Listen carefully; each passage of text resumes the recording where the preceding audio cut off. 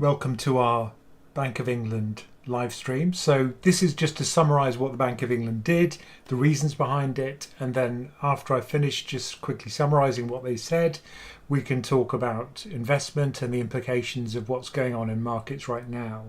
So I think obviously the decision was not to change bank rate. It's going to be kept at 4.25%. We have had a sequence of cuts so far this year, and it seems as if the Bank of England, like the Federal Reserve, which I covered yesterday, is pretty much in wait and see mode. They're comfortable doing that given the elevated amount of uncertainty right now. They did have a 6-3 split, so whereas the Fed is usually unanimous, suspiciously, the Bank of England often has a degree of dissent. And if you look at the minutes, we'll talk about this in a moment, there are reasons, they actually give reasons behind the dissenting voices in the committee, which I think is always interesting. Because it's never clear-cut monetary policy. There are always two sides to the argument about raising or cutting interest rates. So 3 of the members wanted to cut to 4%, so they wanted a 0.25% interest rate cut. For reasons that we'll discuss in a moment. So firstly, there has been a big progress towards the Bank of England's target. So if we look at their policy rate, I think it's always interesting to see this. You can actually see, if I display that the policy rate, we had these aggressive we had these aggressive hikes. We're way up from where we were, which was this zero interest rate policy post-COVID of 0.1. We peaked at 5.25, and now we've had 1, 2, 3, 4 cuts, and we're pretty much stabilised at this point. So it looks as if it's not going to be a cut every meeting, maybe a cut every quarter. And one of the points which the Bank of England stressed was careful cuts. So I think that's the kind of watchword here: careful changes, and not kind of radical changes. And looking at the broader context of interest rates for the UK, you can see that if we go back to 1694, the current rate is kind of below the average, the median rate that we've had over the last couple of centuries, or 3 or 4 centuries for the Bank of England. But it is going back closer to where we were when we had the zero interest rate policy.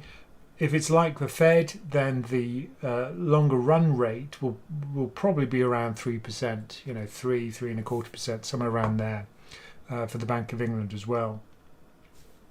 But that's never really discussed, of course, for the Bank of England, as it is for the Fed, where you have the summary of economic projections. In terms of the market reaction to what happened today, I think it was fairly non-existent. So if we look at the change in sterling, I've highlighted the 5 last working trading days for sterling versus the dollar, and you can see that there was a bit of volatility maybe around the cut, around the no cut. They didn't cut, but not a huge change at all. And if we look at interest rates, if we look at a kind of broad-based gilt fund, a gilt ETF, this is the one from Invesco, so that has a duration of around 8 years, say. That also showed pretty nominal changes. So no big reactions on the interest rate side, no big reactions on the currency side. It's usually the currency market which reacts most aggressively and most quickly, but certainly that doesn't seem to be the case. So no surprises here in terms of policy. And if we look at what the gaffer said, the governor, he actually said, rates remain on a gradual downward path, although we've left them on hold today. The world is highly unpredictable. If we look back to the previous meeting, he said something very similar. He talked about uncertainty, elevated uncertainty, and no difference today, right? So very similar story. So let's go back to a quick summary of my summary of the minutes, which I think you might find helpful. I think if I had to characterise the recent rise in inflation, so if you look at UK CPI inflation in May, it was up to 3.4%. In March, it was only 2.6, right? So that's 12-month consumer price inflation. So it is ticking upwards. However, that's pretty much in line with what the May monetary policy report from the Bank of England said would happen. Because of the way energy prices work in the UK, a lot of this was already understood as an uptick that would occur. So that's largely expected. If we look at the actual reasons behind it, it's kind of interesting. I know Laura, my partner, who's actually downstairs listening to this, she's very keen on Dubai chocolate. So we're very sensitive in this household to chocolate prices, and chocolate inflation, can I say, has gone crazy. So let me share. I've been digging into the ONS, the Office for National Statistics, their inflation numbers.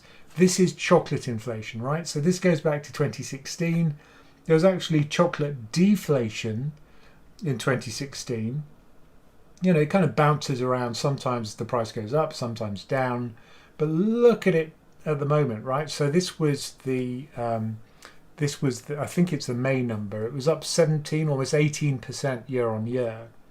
Now, it's not just chocolate. It was also things like meat. Meat had also risen. Non-alcoholic drinks had risen very sharply. And that apparently was due to wholesale prices for beef, cocoa beans and coffee surging. A lot of this is weather related or due to crops failing, due to lack of supply. And that causes a lack of supply and that pushes up prices. But it's also to do with the impact of labour costs and regulation costs, apparently pushing up these prices. So that was the big contributor. And also things like furniture prices had also risen quite sharply. But, you know, we're nowhere near where we were, you know, with double-digit inflation. It's just ticking up slightly compared to where we were.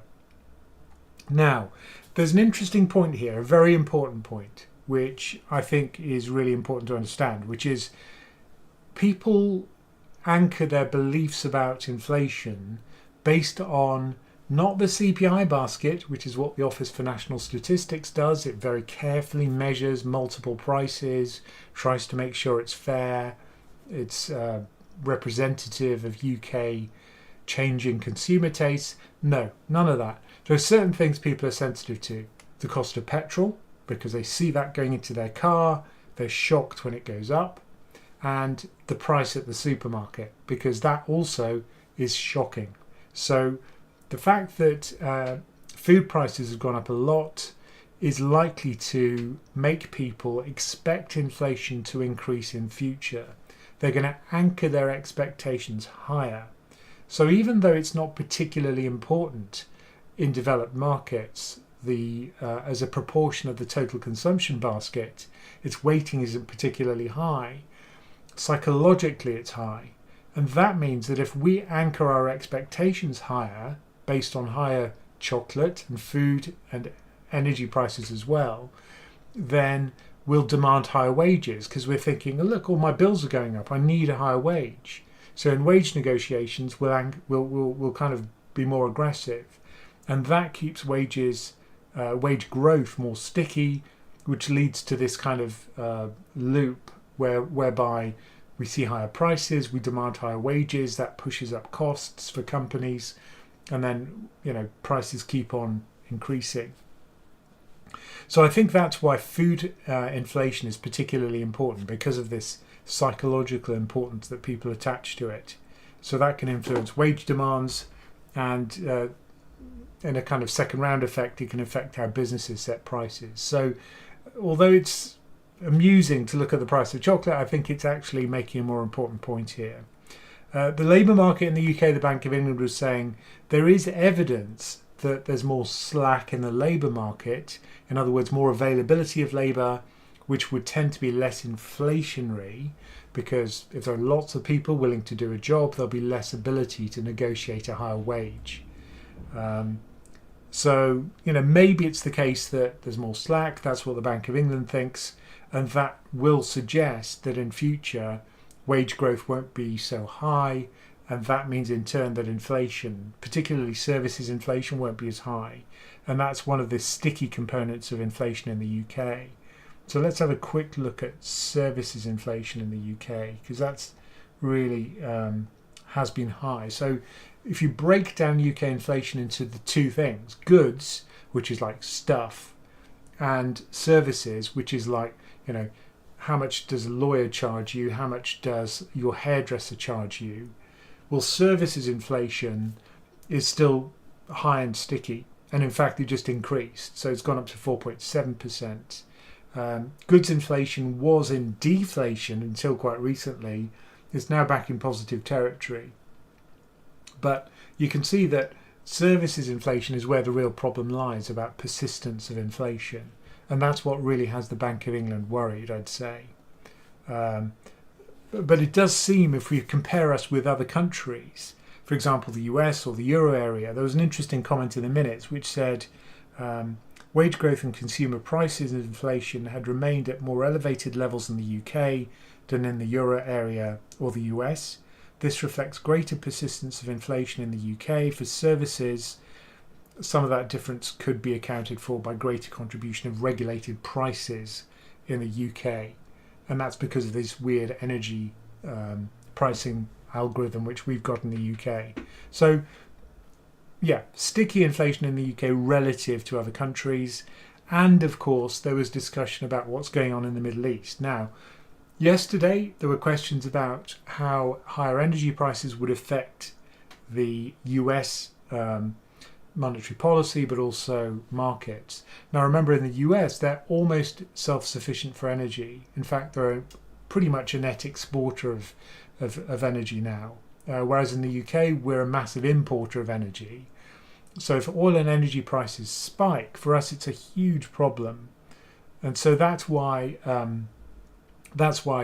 because of the big pickup we've seen in the oil price since the increase in tensions between Israel and Iran, since we've seen this kind of bombing war between the two, Brent crude, the Brent crude spot price, the Brent oil spot price, that's the price that you see in the market on a daily basis, not the futures market, that's increased by 26% to $79 a barrel.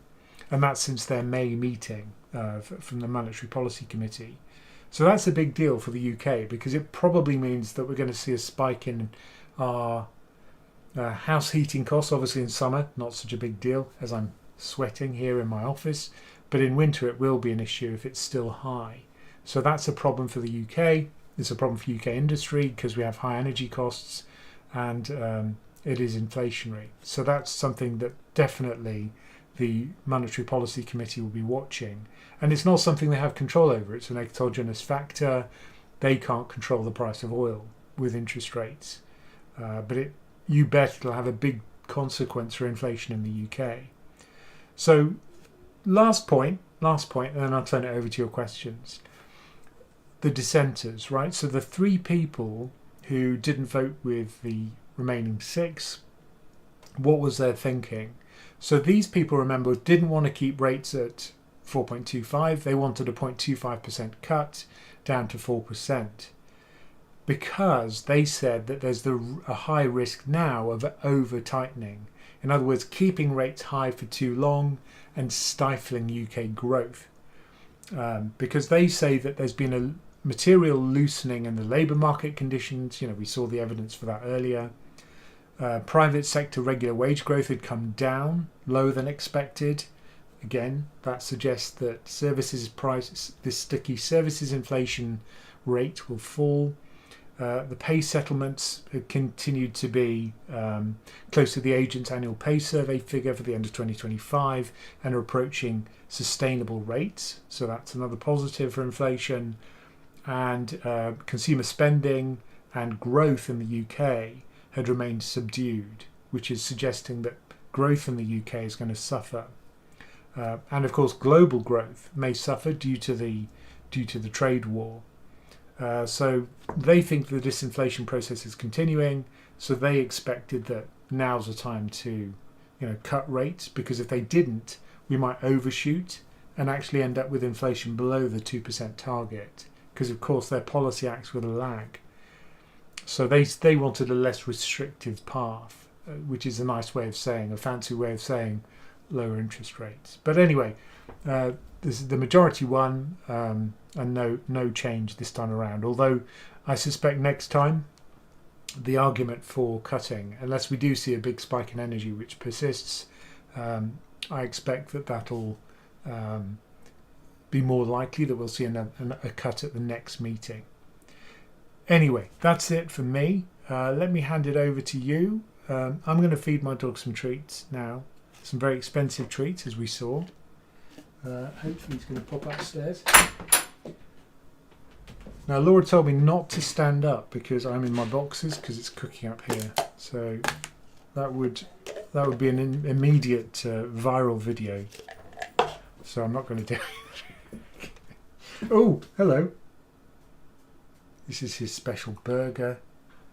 His burger treat. You want that? You like those, don't you? Okay. I'm going to do a trick. I'm going to stand for a bit. Yeah. Let me move my chair back. I'm not going to stand up. I'm going to shock people. Ow, that hurts my leg. You're going to stand? Oh, very good standing. Good boy. One more. One more.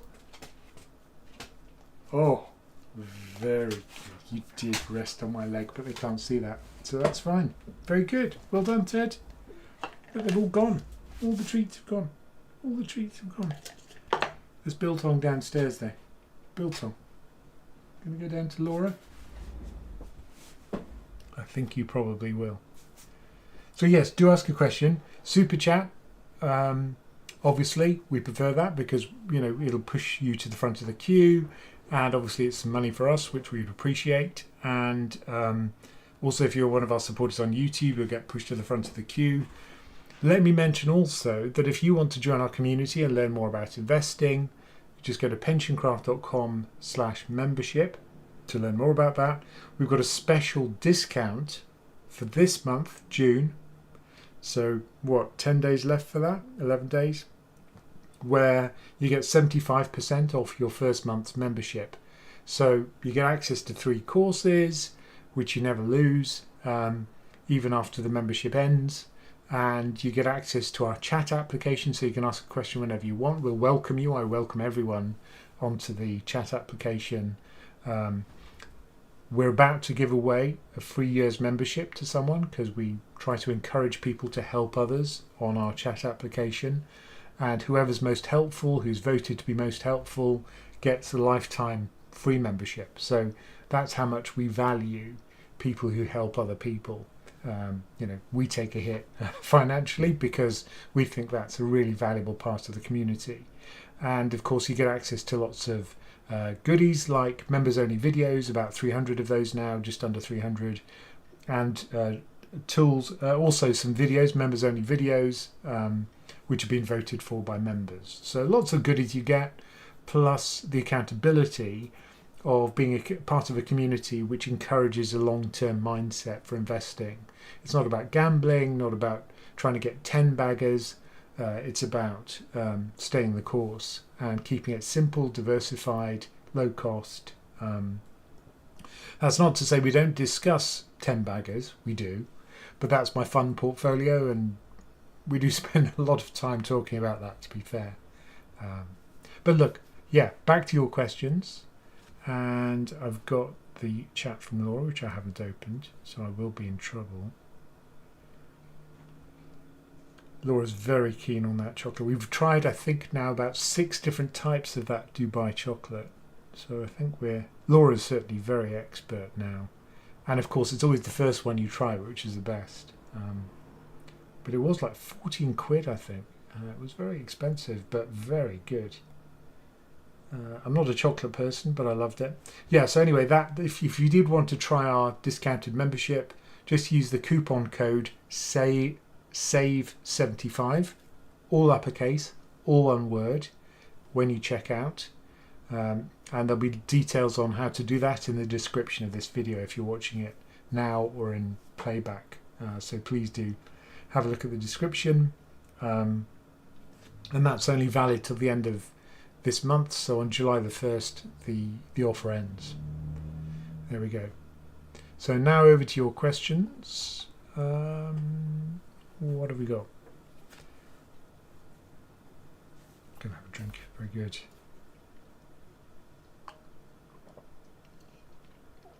Ah, there's a good question. So Sphinx, spelt SFYNX, I like it. They say, what happens to funds like CSH2, which is a money market fund, when the rate is decreased? It just increases at a smaller amount over time, right? Or it falls, yeah. So let's have a look at CSH2. And then we'll look at something on the Bank of England's website. So this is CSH2, which I'm about to share. Make sure my face is not covering it. Okay, so this is CSH2. So this is the money market fund, a fairly standard money market fund. If you plot any UK money market fund, which is an accumulation fund, it'll almost be overlayable on this one. So you can see when interest rates were low, the curve was flat. The price didn't increase much over time. When interest rates increased, the price didn't fall. In fact, the price increased at a more accelerated rate. So the annual increase in this number, the accumulation fund's price, the annual increase, the rate of increase over 1 year, is equal to the bank rate, roughly. It's more accurately equal to something called the SONIA rate. So this is the Sterling Overnight Index Average Rate, which you can find at the Bank of England's website. Now actually there are two versions of this. One of them is the rate itself, and the other one is the cumulative SONIA rate. And here we go. So SONIA is here. SONIA compounded is here. So let's look at SONIA compounded for a change, because we know that SONIA is going to be about 4.2. It'll be a little bit less than bank rate. But let's look at SONIA compounded. And this may remind you of something you just saw, hopefully. Fingers crossed, eventually. Oh, here we go. There we go. So notice how this looks quite similar to that SONIA rate. It looks quite similar to that CSH2 fund that we saw previously. So we had that flat period between 2020 and 2022 when we had the zero interest rate policy, and then we see the gradient increase when bank rate is higher. So let's go back and have a look at the actual rate itself. So that should be about 4.2. I think that's what it is. Do we have to go back one more time? Yes, we have to go here. Right, so SONIA is currently, you can see it kind of follows the contours of bank rate. So bank rate, remember, is 4.25. SONIA is 4.21.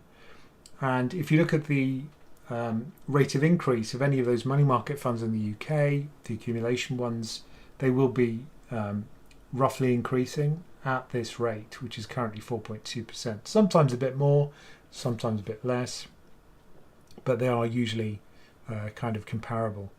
Let me move my face again. So that's what happens. So if bank rate does fall, all that we'll see happen is the price of CSH2 won't fall, it'll just increase at a slower rate. That's the way it works. Kind of like a bank account, right? So if you have a bank account and you get compound interest, then the price doesn't go down when interest rates increase like it does for a bond. But what happens, it has zero duration, so it's not affected by higher interest rates other than the increase in the price, the rate of increase of the price over time goes up in line with SONIA. There we go. Right, next question is, so no super chats still. It'd be nice to have one of those. Just saying. Just because I like the name, Bonkers About Alice. I'm really glad we don't harass the Bank of England in the way the Fed gets it in the neck. Yeah, it is nice, isn't it, to have a kind of civil government which doesn't slag off the central bank. Yeah, they just leave them to get on with their job, and the central bank leaves the government to get on with its job, which is to do fiscal policy. And they don't try and mess with each other's mandates, which is always refreshing. Yeah, it just shows you there are some great things about the UK. O'Run says, yeah, this Labour government not doing great, causing the food inflation with NI rises. Yeah, I mean, that's one of the reasons. The national insurance rises was one of the reasons behind the increase in food costs. But there are other reasons, right, as well, which is, is not the government causing cocoa prices to surge. It's due to harvests being poor for cocoa. That's one of the reasons. But it's also legislation to do with food safety, which had pushed up prices for meat, for example, apparently. So I guess that is under the government's control. But you don't really not want to have legislation there for safe meat, do you? I wouldn't. So yeah, I think the government can do certain things to keep inflation lower, but yeah, certainly the NI rises were inflationary, and I think that was kind of a bad policy choice. I really didn't like that one. I think just increasing taxes would have been the more reasonable way to kind of reduce inflation, but also increase government revenue for their stimulus policies. Oh, here we go. That's interesting. Chris Morrow says, just some experience as a business owner of a butcher. Cool. Simply put, in the UK, it hasn't paid for years to raise suckler cows, breeding cows. And therefore suckler numbers have been dropping yearly. So there we go. So prices are up about £2 per kilogram, which is insane. Never seen before. Number cannot recuperate fast enough, even if more keep breeding cows this year. It'll be 2 years before you get a return. That's really interesting. Thank you for sharing that, Chris. It's great to have someone who actually knows what they're talking about. Yeah, I mean, investment I know a bit about, but cows, not really. Except for what I see on Clarkson's farm, obviously, which I love. Very good program. If you haven't seen it, I really recommend it. If you really want to see how awful it is, how difficult it is being a farmer, but also the kind of joy of it, the beauty of it, I really recommend having a look at Clarkson's farm, because it gives you a feeling for, if you're not used to, if you haven't grown up in the countryside, which strangely I did, but if you haven't and you don't know about farming, I think it's really interesting, and a really interesting insight into how difficult it is. A question from Kenneth Kennethson. Brilliant name. Hi Ramin. More of a broader question. Do bond funds always recover from a crash? By definition, assuming reinvested dividends, no default, and ignoring inflation. That's part 1 of 2. Part 2 of 2 is the price falls because of rising interest rates. Yes. But the rates can't keep increasing forever. True. And would have to outpace the current interest rate of reinvested dividends. Yeah. So there are 2 things. If you're thinking about bonds, it's effectively 2 investments, right? A bond. It's 2 instruments. One instrument is a safe, steady source of income. So it's an income stream. And that's the really safe bit if it's a government bond. Sometimes that income stream will be paying out about 4%. Sometimes 1%, sometimes, very rarely, 6 or 7%. Currently, it's paying around 4%. But that varies according to the level of interest rates. So new bonds are issued. The coupons for newly issued bonds picks up the interest rate, which is currently around. And those are the coupons which that bond will have frozen in for the rest of its life. So that's how the income varies slowly over time. But roughly, if you hold a bond fund forever, for 1,000 years, what you earn is the income. It's that income stream. There's a second component of a bond fund, which is the crazy volatile bit, which is the mark-to-market value of the fund. If interest rates increase, the price of the bond fund falls. If interest rates decrease, the price of the bond fund increases. And that happens on a daily basis. That's what gives volatility to a bond fund. Now, the degree of that volatility depends on the duration of the fund. The longer you've locked in an interest rate, the more volatile the bond fund's price will be. So those are the two components. If you want to take a gamble on interest rates falling, you go for a long duration fund. If you don't care about interest rates rising or falling, you'd go for a zero duration fund, which is effectively what you've got with the money market fund. So that pays you out the steady income, but without any kind of term premium. You're not being compensated for taking that volatility risk. But usually, because the curve's upward sloping, you're compensated for having that volatility in your life, for not sleeping well at night. And until recently, that term premium was non-existent. You know, the curve was flat, and in fact it was inverted. You were penalised for taking the risk. Well, now finally we've got an upward sloping yield curve. Let's have a look at it, and you can see that you are finally getting a term premium. So that's the good news, right? But you're absolutely right what you say. Those are the two considerations. So bond funds do recover. That's certainly true. So let me show you what you get as a member just quickly. And oh no, that's the wrong one. There we go. So that's the trackers. So you get the trackers as part of your membership, and part of that is the bond tracker, which shows you all 64 bonds which are currently outstanding, available to UK investors to buy. So each of these circles is one bond, from 0 years to maturity up to 50, just under 50, for this TR73 bond. The y-axis is the yield to maturity. So if you buy the bond today, hold it to maturity, it's roughly the return you're going to receive over its lifetime. So you can see that the dashed line here is the SONIA rate, so that's the money market rate. So you can see that if you go out to about 7.6 years, you're going to get a yield which is higher than you'd get with a money market fund. It may still be worthwhile getting one of these which are giving you less than SONIA, because SONIA may well fall, because the bank is of course on a cutting trajectory. So by buying one of these gilts, you lock in that yield. But yeah, I think at the moment you are seeing this term premiums, so there is some compensation for locking in a fixed rate for longer. You know, it kind of steadily increases up to about 20 years. Doesn't increase much beyond that. But if we zoom in on the kind of 0 to 10 year part of the curve, all these bonds are giving you reasonable returns. You know, not great for some of them, 3.6. But then if we get to about 8 years, you're getting about 4.3. So not bad yields at all.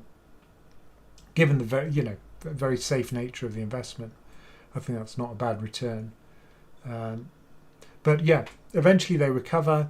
And of course, if you just bought a single gilt, in that case, you know it's going to be worth 100 at redemption, so you wouldn't have to worry about recovery or yield curve movements. So I think that's one of the benefits of buying a single gilt, which is that you always know what you're going to get, and you don't really care if interest rates increase. All you get is FOMO. You could have bought it at a high yield, but you didn't. Right? That's the worst that can happen. But the day you buy the gilt, you pretty much know what return you're going to get until maturity, if you hold it to maturity, which I love. I love that certainty. And for cash flow planning, that's great. You know the coupons, when they'll happen, you know to the penny what you're going to get for each of those coupons, when it'll be paid, and you know when your money's going to be paid back to you. So, a lot of certainty, which is great for planning. Back to your questions. And how are we doing? 6:34. Let's have a couple more questions and then we'll finish. Do we have any super chats? No, we don't. Like and share. I'm supposed to tell you that. Sam Williams says, thanks for bearing the heat and bringing us these central bank live streams this week. Yeah, I am cooking. Even Teddy wouldn't come in with me because it was so hot. He's down with Laura in a nice cool office on the ground floor. But there we go. There we go. What do you think of Scottish widows opting out of the Accord and cutting UK equity exposure? The reason they gave for it, I think, is absolutely right, which is that the returns haven't been great for the UK. And I think a lot of their clients probably, I mean, I'm just reading between the lines here.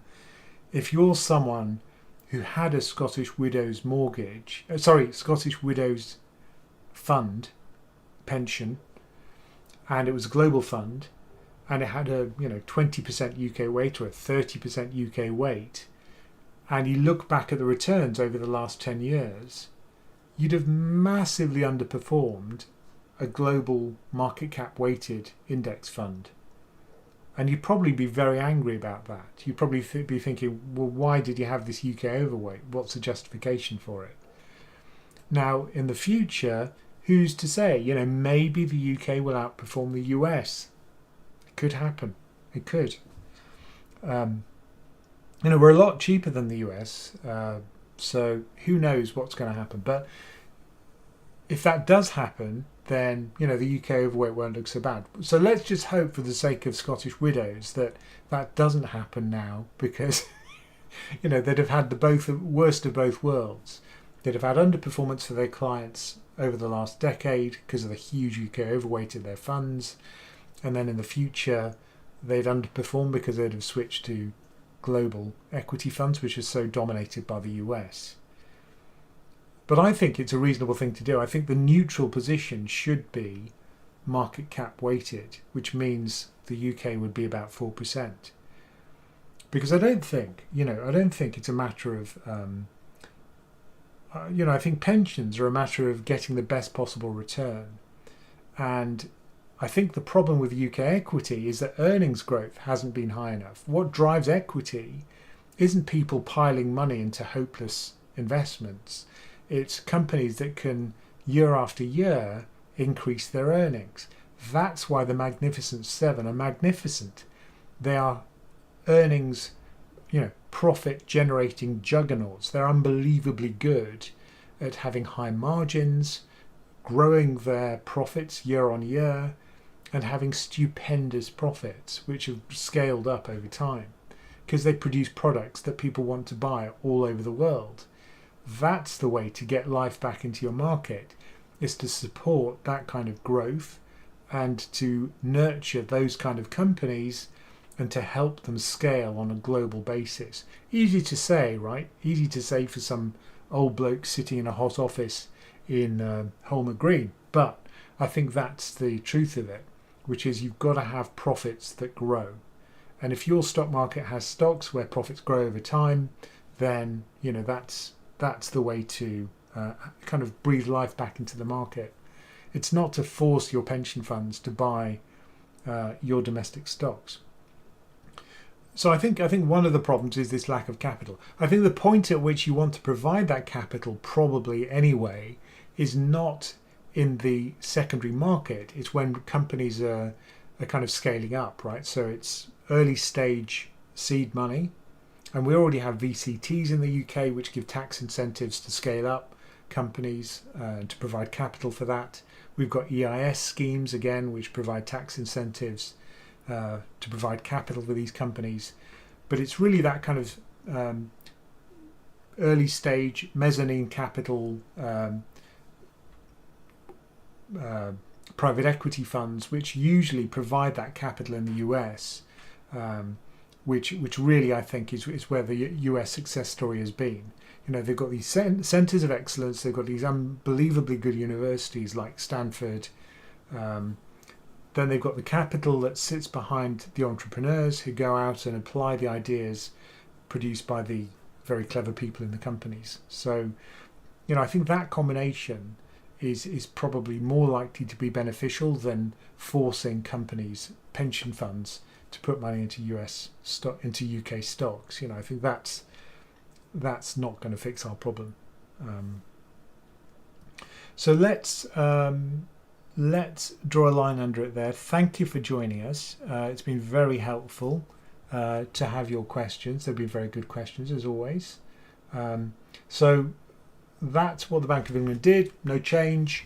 And I think probably next meeting we probably will have a change, but we're going to have to watch very carefully what happens to that energy price, because I think that's going to be the real problem for the UK.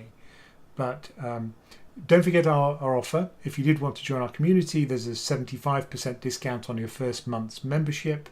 Just use the code SAVE75, all one word, uppercase at checkout. And you can learn more about that in the description of this video, or just go to pensioncraft.com/membership and you'll see a place where you can enter the coupon SAVE75 and check it out. There's very little to lose. You can cancel your membership if you don't enjoy it, but I think you probably will. If you watch our content, I dare say I think you'll find it helpful. Anyway, thank you all for joining us, and I can go downstairs and cool off now with a nice beer. Looking forward to that.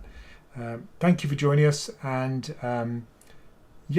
we'll be talking again quite soon.